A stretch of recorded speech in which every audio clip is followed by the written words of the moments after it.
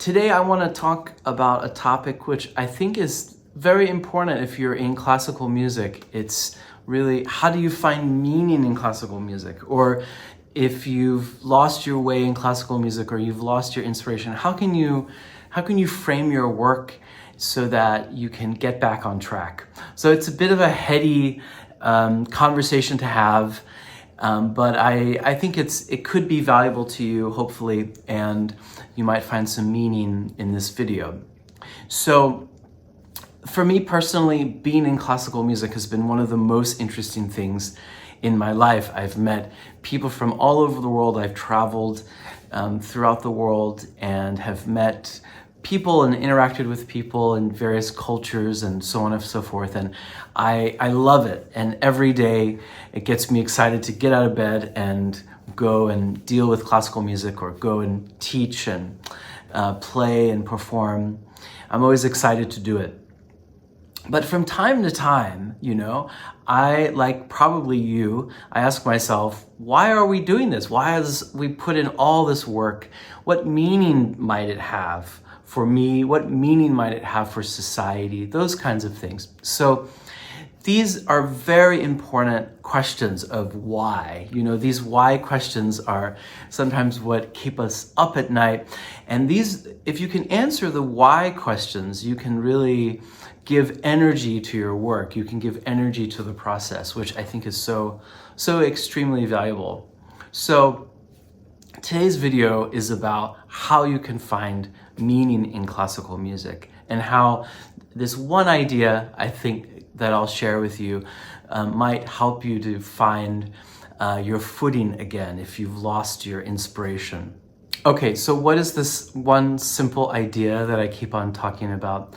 It's this: you need to find yourself in the piece that you're playing, and you need to be an active participant in the creative process. Okay, hear me out. So often what happens in classical music is that we put these composers on this pedestal way up there as if they're kind of godlike creatures, and they are they're geniuses, these Bachs and these Beethovens and these Chopins.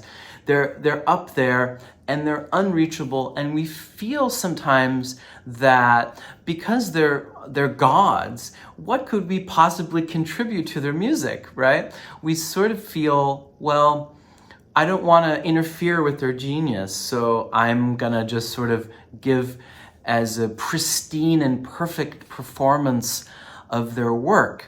And I think this is where a lot of the anxiety happens in classical music, because actually these composers that are perceived as gods, of course, are not gods. They're humans too. And of course, that's another very simple statement to say. But the thing is, if you realize that they are human and that these pieces that you're playing are really just written out descriptions of their lives, it's written out kind of ideas and anxieties and joys and sorrows that they had, you'll find this resonance with them. You'll see that they're more like you than they are different from you.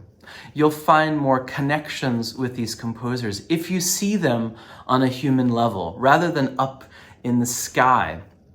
And so often, because of this idea that the composer is up there, what happens is that people feel like their job is just to replicate, as if their job is just to not touch it, right? So just sort of replicate as perfectly as they can.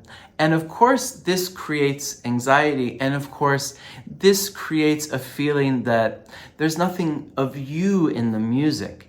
And I think this is one of the biggest tragedies in classical music. So the point is, you need to be part of this process, in the creative process of making music. You are valued. You are part of this.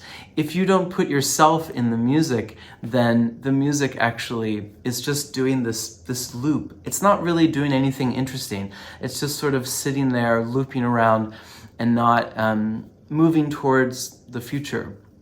So you're extremely valuable in this process.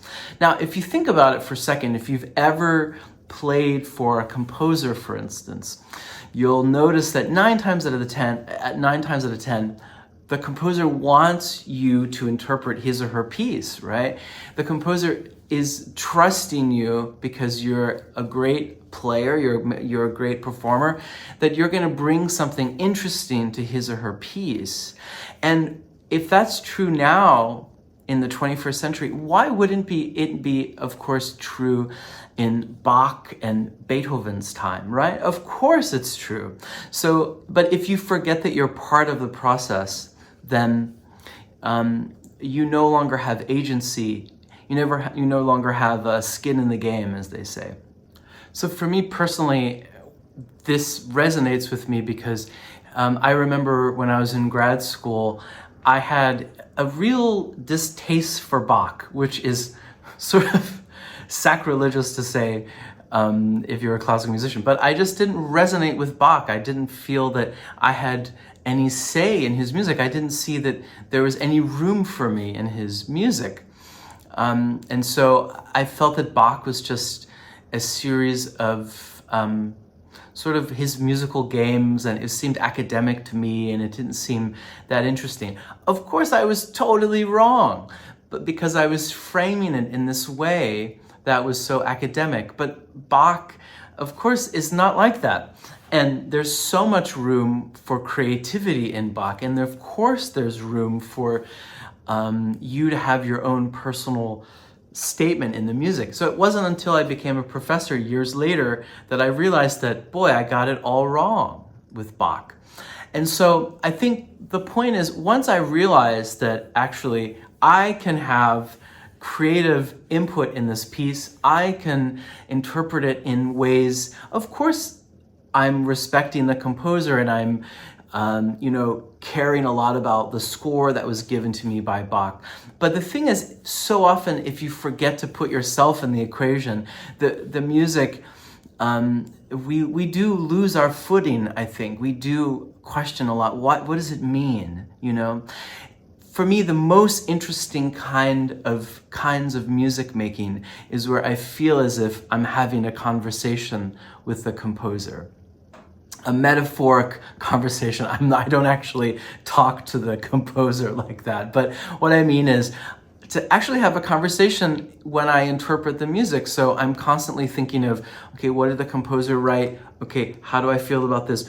What kind of emotional content is the composer trying to say? How can I connect to it? How does that relate to me? Those kinds of things. So for me, that's been very valuable, and that gives a lot of meaning to my work in classical music. It reminds me of this famous quote that I'll share with you from Stephen Sondheim, which I love very much. He says, "Anything you do, let it come from you, then it will be new." I love that because I think that's basically the purpose of this video, is that if you remember one thing from this video, remember when next time you sit down to play that Beethoven sonata or that Chopin nocturne or that Chopin scherzo, you need to be part of that process. You're valued, your agency, your skin in the game is very vital to that performance. Anyway, that's it for me today. I hope this was valuable for you in some way.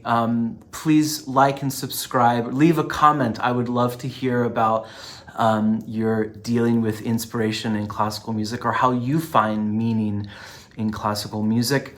The one thing I'll say is that I'm starting a new monthly newsletter. If you'd like to sign up for that, it's completely free. I send out book recommendations, audio recommendations, different kinds of interesting things that I found, music clips, all sorts of things. The link will be in the description below. Please sign up if you'd like to be on the newsletter. I'm excited to share some of those things with you all. And see you all in the next video. Stay well and stay creative.